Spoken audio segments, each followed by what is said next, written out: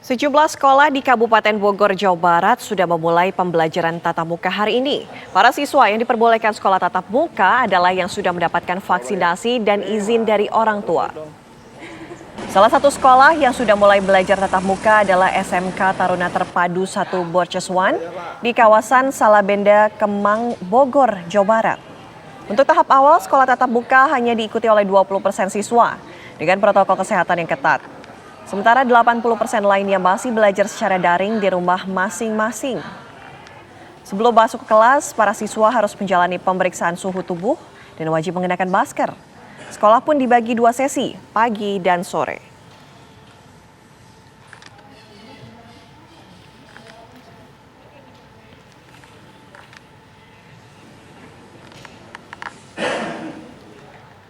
Salah satu pelonggaran di PPKM level 3 adalah pelaksanaan sekolah tatap muka. Sejumlah sekolah di Kabupaten Bogor, Jawa Barat ini sudah memulai pembelajaran tatap muka hari ini.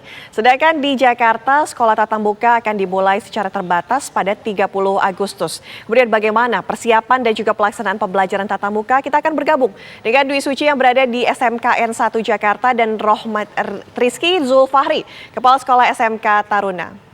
Pertama ke Dwi Suci terlebih dahulu. Dwi Suci, silakan dengan laporan Anda bagaimana skema pembelajaran di sana. Baik, kita ke Bogor dulu. Sudah ada Bapak Kepala Sekolah Pak Rohmat. Selamat siang Pak Rohmat. Selamat siang. Pak Rohmat, ini kan sudah dimulai pembelajaran tatap mukanya. Nah, mungkin bisa diinformasikan seperti apa sebenarnya untuk skema siswa yang boleh belajar di sekolah tersebut ataupun guru yang mengajar di sana. Baik, kita berada di masa pandemi yang memang semuanya harus direncanakan secara matang. Siswa-siswi yang boleh masuk ke sekolah adalah siswa-siswi yang sudah divaksin. Sebelumnya kami juga sudah melakukan pendataan kepada siswa berapa persen siswa yang belum divaksin, berapa persen yang sudah divaksin. Kemudian guru-guru kami juga harus sudah divaksin dan alhamdulillah 100% guru-guru kami sudah divaksin semua sehingga kekhawatiran tidak terlalu tinggi di tenaga pengajar. Hanya memang di siswa yang baru sekitar 17% siswa kami yang sudah divaksin, sehingga kami juga bekerja sama dengan pihak puskesmas untuk melakukan vaksin terhadap siswa-siswi kami tentunya yang sudah disetujui oleh orang tua. Selain daripada itu juga kami meminta izin kepada orang tua untuk siswa-siswi atau anak-anaknya diizinkan ketika harus melakukan kegiatan belajar tatap muka terbatas. Kemudian juga kami berkoordinasi dengan Satgas Covid, kemudian dengan beberapa pihak terkait karena memang akan diselenggarakan pembelajaran kegiatan tatap muka secara terbatas. Begitu, Mbak. Pak Rohmat, ini apakah kemudian ada antisipasi yang akan dilakukan pihak sekolah atau nanti seperti apa begitu jika nantinya ada siswa yang terpapar COVID-19 ataupun guru yang terpapar COVID-19 ini karena kita masih dalam situasi pandemi ya Pak ya? Iya, betul. Baik, tentunya kami seperti tadi saya sampaikan, kita berada di masa pandemi dan memang harus sangat matang persiapannya. Alhamdulillah karena sekolah kami mempunyai fasilitas di bidang kesehatan, ada klinik di sekolah yang kami juga di klinik tersebut ada dokter yang berjaga di klinik kami. Kemudian setiap per 2 minggu kami juga akan melakukan rapid test pada teman-teman pengajar untuk mengetahui perkembangan kesehatan teman-teman. Kalaupun kemudian terburuknya ada guru, staf pengajar atau misalkan siswa kami yang terpapar, kami akan melakukan isolasi mandiri untuk para dewan guru, kemudian siswa juga seperti itu. Kami selalu menghimbau kepada siswa kalau memang kemudian di rumah dirasa siswa-siswi kesehatannya kurang bagus, sebaiknya tidak perlu berangkat ke sekolah begitu. Dan kami juga memberlakukan kepada siswa yang akan ke sekolah, mereka memang wajib diantar dan dijemput oleh orang tua. Kalaupun kemudian ada keterbatasan di antar jemput orang tua, kami menyediakan sarana antar jemput yang dimiliki oleh sekolah yang mengantar dan menjemput siswa-siswi dari rumah ke sekolah dan mengantar dari sekolah ke rumah. Baik. Begitu, Mbak. Baik, terima kasih Pak Rohmat. Selanjutnya sudah ada rekan Dwi Suci yang berada di salah satu sekolah di Jakarta. Dwi Suci, silakan.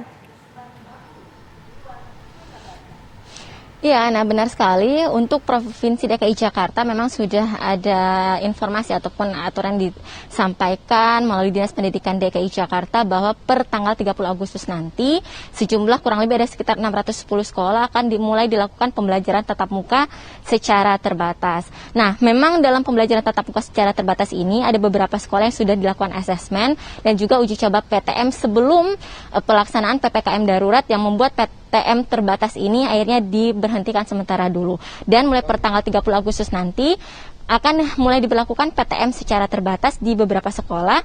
Nah, kita akan mencari tahu bagaimana kemudian persiapan yang dilakukan oleh sekolah. Salah satunya adalah SMK Negeri 1 Jakarta. Sudah bersama saya Bapak Rahmedi, Kepala Sekolah SMK Negeri 1 Jakarta. Selamat siang, Bapak. Selamat siang, Mbak. Pak Rahmedi, boleh diceritakan dan juga disampaikan apa saja persiapan dari SMK Negeri 1 Jakarta khususnya dalam rangka menuju pembelajaran tatap muka secara terbatas? Baik, terima kasih. Perkenalkan saya Rahmedi, Kepala SMK Negeri 1 Jakarta. Dalam rangka menghadapi pandemi COVID-19 ini, sebagaimana yang kita ketahui, selama ini sekolah ditutup. Kegiatan pembelajaran hanya dilakukan dengan cara pembelajaran jarak jauh atau belajar dari rumah. Begitu juga guru mengajar dari rumah. Namun demikian, seiring dengan adanya perubahan situasi dan kondisi, di mana alhamdulillah untuk Kota Jakarta, menurut informasi yang kita dapatkan sekarang, Kota Jakarta sudah ada di zona hijau dan COVID-nya sudah mulai melandai. Maka dengan demikian, Dinas Pendidikan Provinsi DKI Jakarta merencanakan untuk melaksanakan pembelajaran tatap muka terbatas. Nah, untuk agar terlaksananya pembelajaran tatap muka terbatas tersebut, maka pihak sekolah melakukan berbagai persiapan. Adapun persiapan yang dilakukan oleh pihak sekolah diantaranya adalah pertama mengisi instrumen, ya. Nah, setelah instrumen itu diisi sesuai dengan apa yang diberikan kepada kita sesuaikan dengan situasi dan kondisi sekolah, maka ketika instrumen itu divalidasi atau diperiksa oleh kementerian dan dinas pendidikan, bila mana kita dinyatakan siap buka, maka kegiatan selanjutnya kita harus melaksanakan kegiatan pelatihan yang disebut sebagai pelatihan PTK, pelatihan untuk tenaga pendidik Merdeka Belajar, yang kita singkat sebagai PTKMB. Alhamdulillah kegiatan PTKMB, pelatihan PTKMB juga sudah kami laksanakan dan kami dinyatakan lulus dengan meraih untuk guru meraih sertifikat sebanyak 11 sertifikat dari proses pembelajaran pelatihan tersebut, dan kemudian juga ada orang tua dan juga ada siswa. Jadi peserta dari PTKMB itu adalah kepala sekolah, guru, orang tua, dan siswa. Nah, semua itu sudah kami laksanakan dan alhamdulillah target sudah kami capai. Sehingga, ya.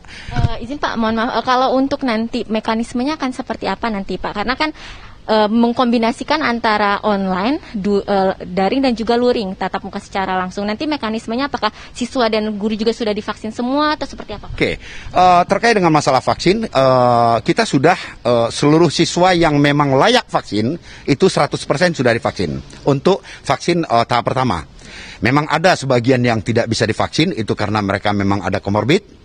Ada juga yang tidak diizinkan oleh orang tua. Nah, sehingga 100%-nya itu bukan 100% sesuai dengan jumlah siswa, tetapi 100% bagi siswa yang memang sudah layak vaksin dan diizinkan oleh orang tua. Namun persentase dari yang komorbid serta yang tidak diizinkan orang tua itu sangat kecil sekali, berkisar antara 5 sampai 10% dari keseluruhannya itu. Nah, jadi intinya vaksinasi sudah dilaksanakan untuk tahap pertama. Insya Allah dalam waktu dekat vaksin kedua akan dilakukan. Adapun mekanisme pembelajaran, kami mempersiapkan mekanisme blended learning. Artinya pembelajaran campuran, karena yang masuk ke sekolah itu jumlahnya terbatas. Sehingga tidak mungkin kita hanya menggunakan pembelajaran tatap muka utuh. Kita lakukan dengan blended learning, ada sebagian pembelajaran itu laksanakan dengan tatap muka, dan pada saat tatap muka itu juga langsung kita linkkan dengan siswa-siswa yang ada di rumah. Pengaturan untuk kelasnya itu akan kita bagi sesuai dengan aturan yang ditetapkan oleh pemerintah bahwa yang hadir di sekolah itu hanya sekitar 30%, ya itu akan kita hadirkan katakanlah di minggu pertama itu ada siswa kelas 10, minggu kedua siswa kelas 11 dan minggu ketiga siswa kelas 12. Fokus pembelajaran kita lebih kita utamakan pada kegiatan pembelajaran praktek. Ya kan seperti itu.